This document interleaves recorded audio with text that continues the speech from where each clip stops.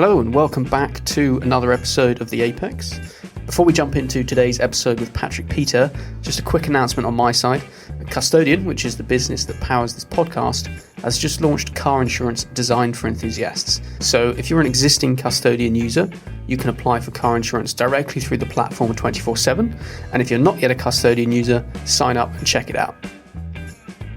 Patrick is one of the most influential characters in the historic motorsport world, and he's the man behind Peter Auto, a company famous for organising some of the greatest historic racing events globally. From the Tour Auto to the Le Mans Classic, Patrick has been involved in motorsport for over 3 decades, and his events are a magnet for the finest cars and drivers. Their 2024 calendar is a petrolhead's bucket list, and it's a pleasure to have Patrick joining me today. Patrick, welcome to the show. Thank you. I believe you were at Retromobile last week. Was that a successful event for Peter Auto? I love Retromobile. I love Retromobile since a very long time. I think for me it's probably the best motor show for historic car in the world. And for different reasons. First of all, the Retromobile exists since, I don't know, but between 45 and 50 years now. I think the first one was probably in 76 in Paris, in the Gare de la Bastille, and the Gare don't exist more now. It increase every year, etc. The period is very important because it's always beginning of February, etc. And it's a good occasion for the collector to come from everywhere around the world, and you have American people, Hong Kong people, etc., etc., and it's always the same story since 45 years. This year was very, very interesting. Very, very interesting. With the quality of the car was really perfect. The presentation was perfect. Many stands make a lot of effort for the quality of the presentation. Probably there is more and more modern car, but for modern car is for me probably not for you because we don't have the same age, etc. But I was very happy, and for my part, for my business, we work very well. Good. I'm pleased to hear that. And obviously today your name is synonymous with some of the greatest motorsport events in the world. But how did your career in motorsport begin? Too long time ago. I think we organized the first race in 83.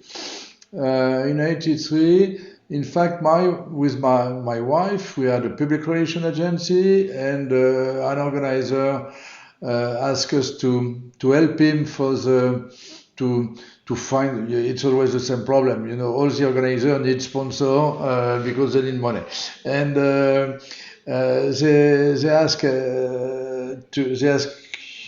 us to. So sorry for my English. They ask us to help them for the partnership, etc. And the organization was quite difficult, quite bad, and no media, no organization, etc. But like all the boy from my generation, I love the car, and I say, okay, we can't help you now because there is a lot of work to do, but if you want, we can work together to improve the system, and probably after 2-3 years we will help you and we will find something. And it was the case, and in I think it was 85, we find Lanvin and Course de l'Âge d'Or. The name, we changed the name in Grand Prix de l'Âge d'Or Lanvin, and at the end of the 80s it was probably the second historic event in Europe. The first one was the Oldtimer Grand Prix in Germany. Of course, it can be tarnished now because now it's Goodwood, Le Mans Classic, etc. But all these events don't exist on this period. And when you launched Peter Auto, did you believe that it could reach the heights that it has today? No, clearly. The strategy who imagine everything 20 years later, etc. I don't believe that. We like that, we spend a good time, etc. And we increase the activity step by step, but with some success, but with sometimes it's not a success, and everybody forgets that. But you have to launch 10 events if you want to have 5 success, and the proportion is good. And what do you think have been the keys to its success? Works, works and works. No, I think since long time now there is a big there is nostalgia in different activity, in music, in design, in fashion, etc., etc. And of course, the motorsport is on the same way. After I think the modern car that you can use every day for everything are not very fun. It's more and more difficult. The traffic law is more and more difficult. You have speed limit, you have etc., etc.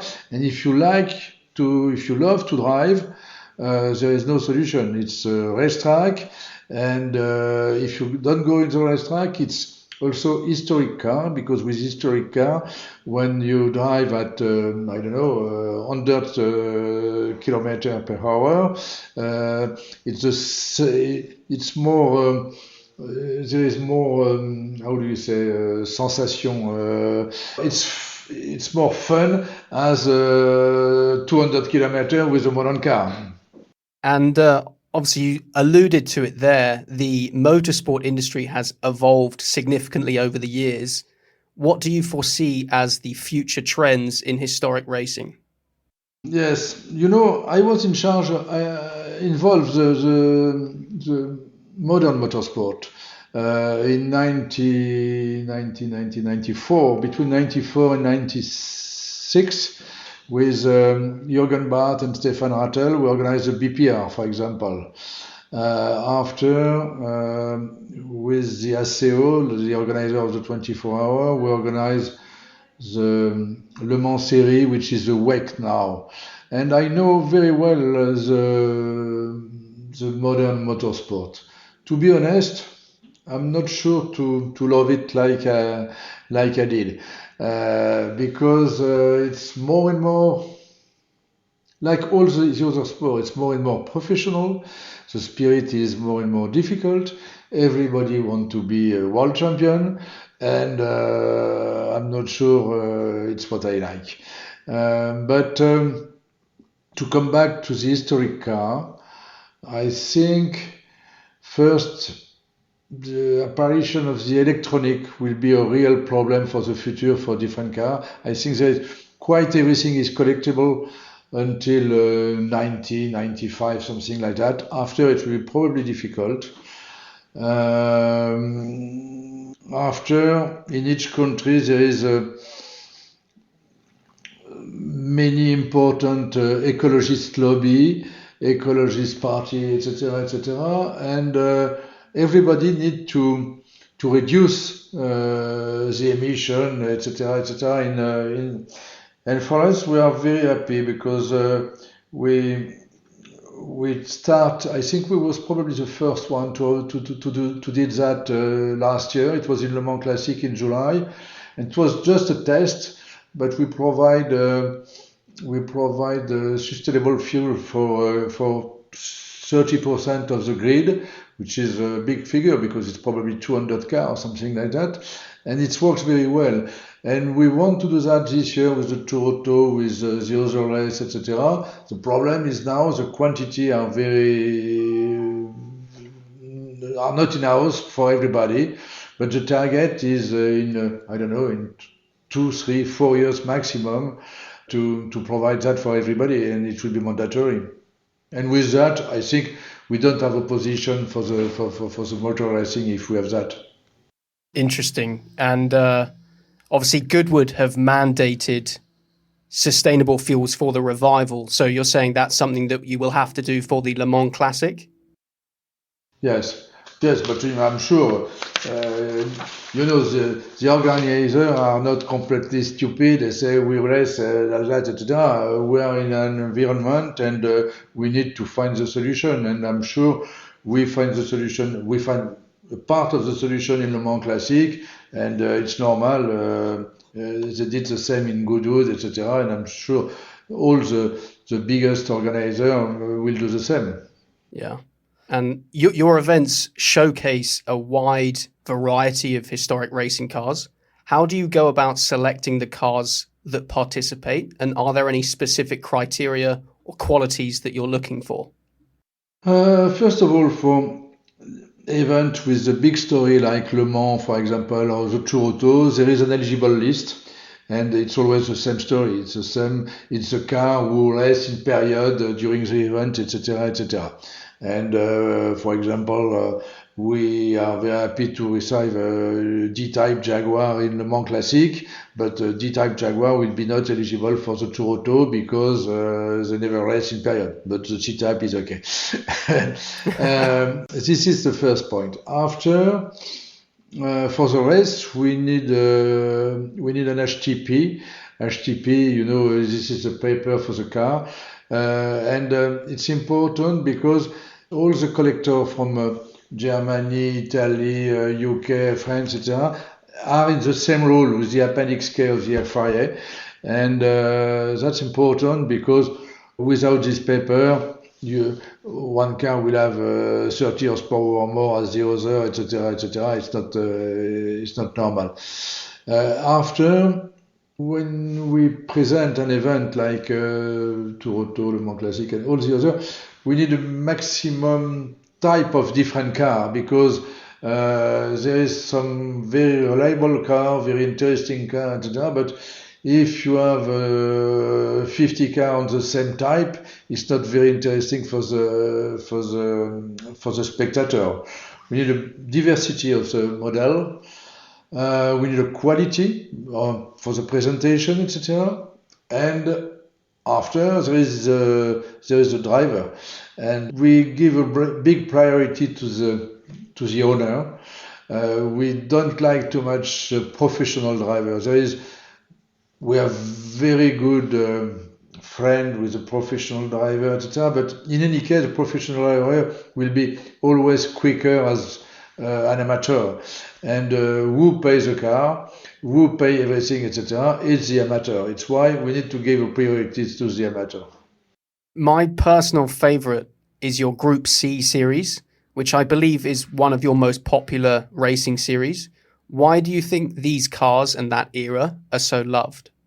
I think this is a very spectacular car.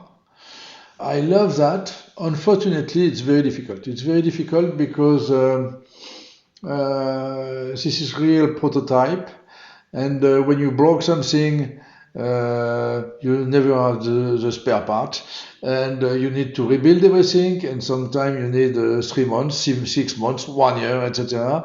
And it's why for the other race we have more meeting. For the other car we have more meeting, but for the Group C we limit to 3-4 meetings per year maximum.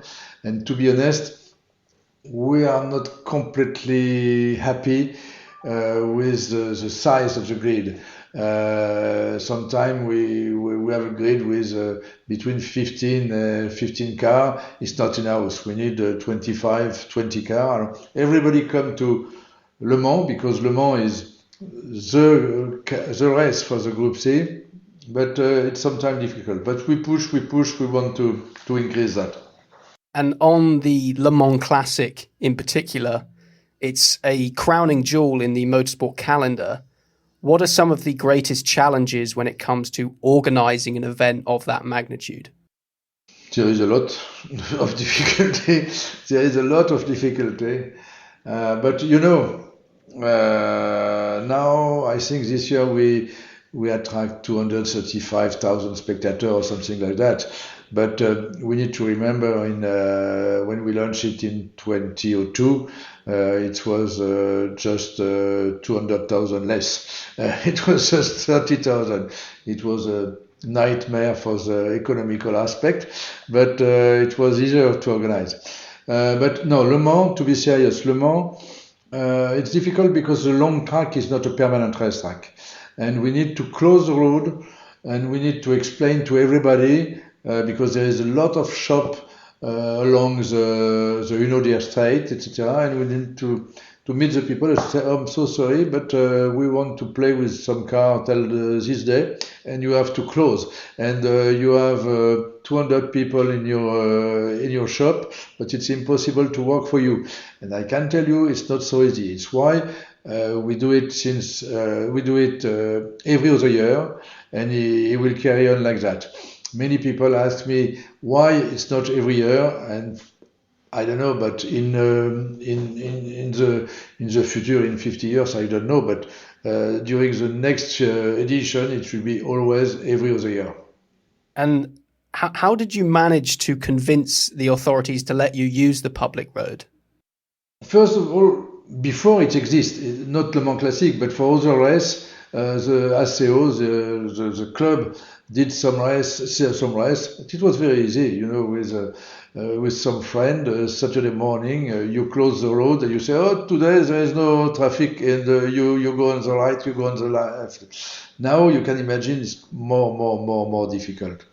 But Le Mans has a fantastic story, it's one of the biggest and perhaps the biggest race in the world. And there is some carlover in France. And we explain we will do something to be honest, many people tell me, first of all, for your collector, you need to do that on the Bugatti circuit. I said, no, never. It will be the long track or nothing. And but probably we was not so bad, and we explained we was very pushy, and step by step we convince everybody. But now there is no problem. Now there is no problem because everybody say there is the 24-hour and Le Mans Classic, and it's important for all the district, for all the different, for the economy of the region, etc. I've heard you speak about the importance of attracting younger generations to historic racing. What do you think are some of the best ways to achieve this? Well, it's important to attract the new generation because if we want to progress, we need. But how we do? First of all, we try to find something new in each event. Because if, like spectator, you go one time, two times, three times, and each time you see the same thing, the next one you say, no, I know, and finish. You need to provide something new each time. For Le Mans Classic, for example, it was one time an auction, and now we keep the auction every time. It was a Little Big Man for the children, and now every time there is that. It was the music, it was display, etc., etc. Each time it's important to provide a new animation, etc. For the young, it's clear we need to accept more modern car. When we begin with Le Mans Classic in 2002, we stopped the grid at 1981. Now it's 2010. And it's very important, but it's normal. It's normal because the Group C is very popular, and after we accept some car. I don't know if they are historic or not. For me, they are not completely historic because it is one part of my story with the BPR, with the Le Mans series, etc. But for a young spectator, as 30, 40 years, he knows this car very well, and I'm not sure he like the pre-war car the same way. Some some people told me you have to stop the pre-war. I said no, we will. For me, I will never stop the pre-war because it's part of Le Mans Classic, etc. But we need to extend the period of the event.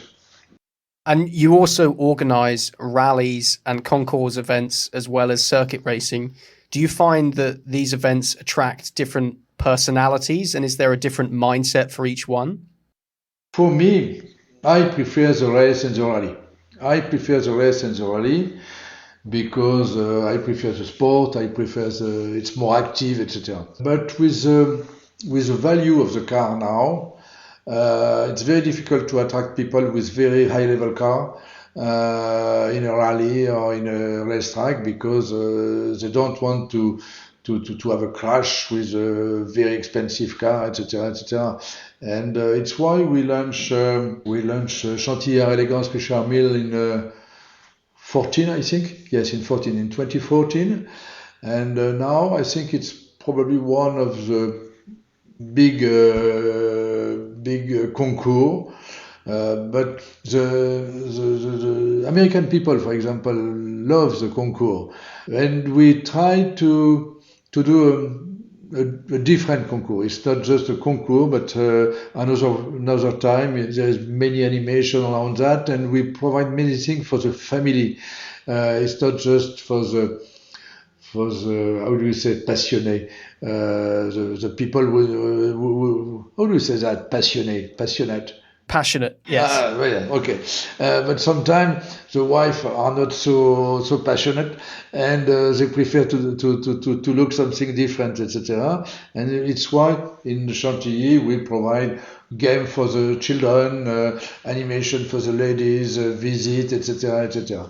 And it's some people do the race and the rally and the concours, but normally it's two different populations. Normally. And you also run the Rallye de Penseuse, which is a rally exclusively for the women. How successful has this event been, and how does it contribute to the overall mission of Peter Auto? We organized that recently. I think we bought the event probably in 19 or something like that, but with the COVID it was impossible to organize it. And everybody wants to explain everything is possible for the ladies now. It was probably not the case before, but since very long time there is some ladies in the car and they love that, etc. And we think it will be interesting to do something with that. What I can tell you, it's easier to organize rally for the ladies because when you organize a race with a man, if he's on the podium, he's very happy. If he's not on the podium, it's because the engine had a problem, the preparer was an idiot, the neighbor blocked him, etc., etc. With the ladies, when they are on the podium, they are very happy. And when they are far of the podium, say, okay, I need to improve me, and it will be better next year. They don't have the same ego as the man. It's clearly easier. And you kick off the season in Qatar with the Classic Endurance Racing Series. What are the sort of challenges and opportunities in bringing historic racing to new and diverse locations? I don't know. In the past, I think probably 20 years ago, we organized a race in Bahrain, and we organized another one after, etc., etc. It was not their culture on the beginning, but step by step, there's many people from this country who come in Europe for the very young, in the college, etc., etc., and they know the car, and they buy cars, they love that, etc., etc. Which is difficult for us is to find the good moment, the good period to go there, because in summer it's too hot. We need to go there between beginning of November until end of March, something like that. It's what we will do this year.